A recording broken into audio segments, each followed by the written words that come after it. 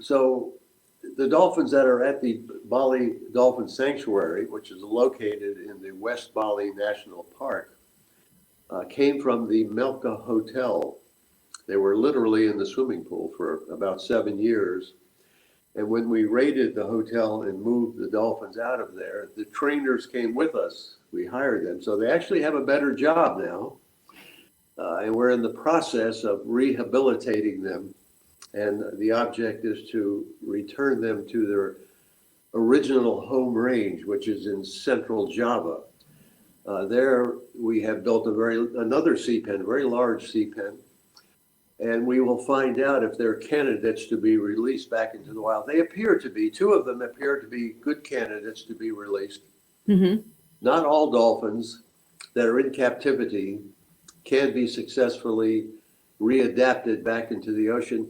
And how do you identify that? How do you identify whether a dolphin, like what do they have to learn going from captivity to freedom? We need to know that they can once again catch live fish on their own. Yeah. We need to know that they don't have any pathogens to pass into the wild dolphins, that they're going to be, in this case, in central Java. Basically, they have to be healthy. They have to be healthy mentally and physically. A lot of dolphins are not mentally healthy. We look at them and they look perfectly fine. They have the right body weight, their eyes are clear, but they're not all mentally healthy. A lot of them become psychotic, like people. You put a person in a closet for many years, they become mentally unhealthy. So not all of them are candidates to be released, and you have to be a judge. You have to judge, and that's done by living with them. You literally have to live with them 24/7. We call it dolphin time. You eat what they eat, you sleep with them, you live with them, and pretty soon you can read their body language and they'll tell you whether they're candidates to be released or not. It's pretty obvious once you're there for quite a while. And you have a lot of experience with dolphins because you were also one of the trainers of Flipper, which is from my youth. It's like in the 60s, a show from the 60s. But where did your own, like, how did you first start interacting with dolphins? Well, I went to work at the Miami Seaquarium when I got out of the Navy back in the early 1960s as a diver. I was a diver, and that's what I wanted to do. And, but I became, my very first day on the job, we were capturing dolphins. We were capturing and selling dolphins from the Miami Seaquarium, different parts of the world, and it grew. But as I worked there, I graduated from working on the capture boat to the main show tank, and I became a dolphin trainer. Mm-hmm. And then the Flipper movie first came, and I worked on that as a diver and dolphin trainer. And then there was another called Flipper's New Adventure, which was a feature film, but it became a TV series that ran for 4 years, I think. Yeah. I was on the payroll 7 years, but that's how. And so I literally lived with those Flipper dolphins. I had 5 dolphins that we captured, and I trained all of those dolphins myself for the TV series, and literally lived with them for those years. And were those, is maybe a weird question, were those, because of course I was young back then, so when you see a TV show, you think, oh, they look so happy, but were those happy dolphins? No, they were not. The dolphin smile is nature's greatest deception. It's literally an optical illusion, and it's that optical illusion that has created this multi-billion-dollar industry. And it is that smile that gets them in so much trouble. That's their. It's surprising to me what you say, like the dolphin, they always like, yeah, well, not surprising, but now that I think about it, they do have that, like that optical illusion smile, like you say, like it's a fake smile. Like we think they're smiling, but we basically don't know them or spend so much time as you do. So you understand their body language much better. Yeah, when I go to a dolphinarium, I don't see the same thing the general public sees. They see something totally different. And I go to these places all the time, protesting usually, but I watch them, and I watch the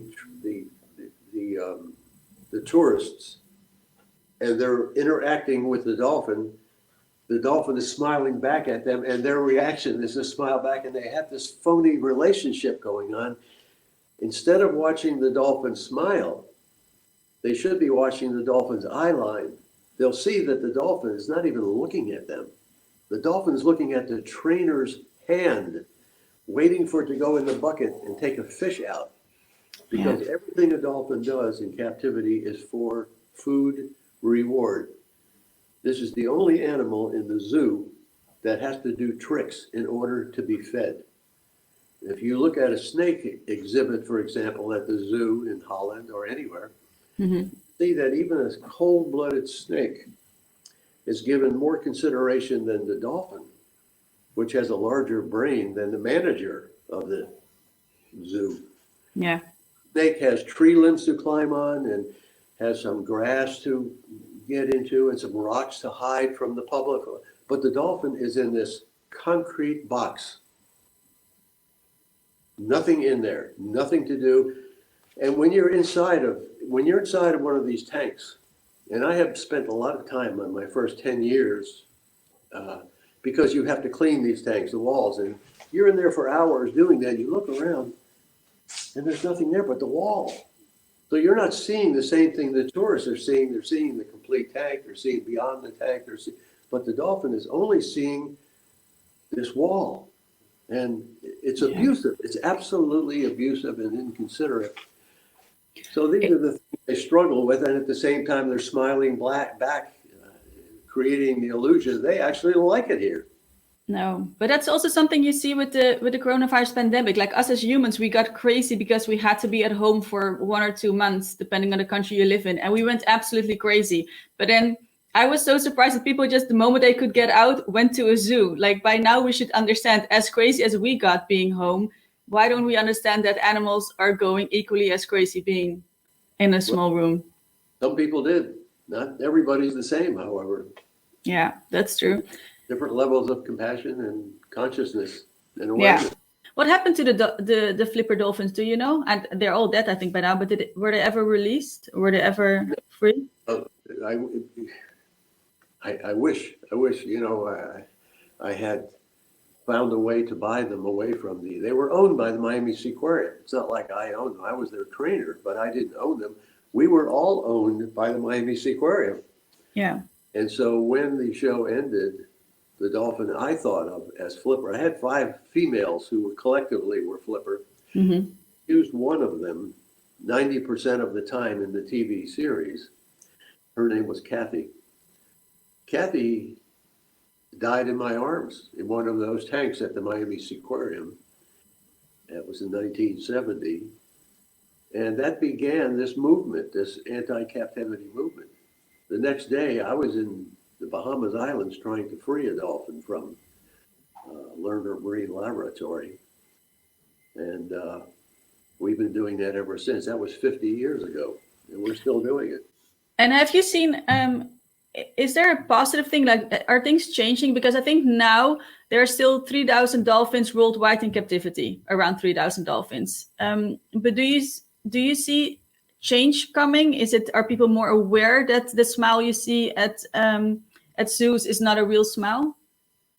Yeah, and social media is helping in that regard. The internet, they didn't have internet back in the days when we started campaigning to try to get people to stop buying tickets for dolphin shows. That's what it's all about, trying to educate people. This show right now I do these interviews 3 or 4 a week on the internet. And the message is, don't buy a ticket for a dolphin show. And if people stop buying tickets, this problem will go away.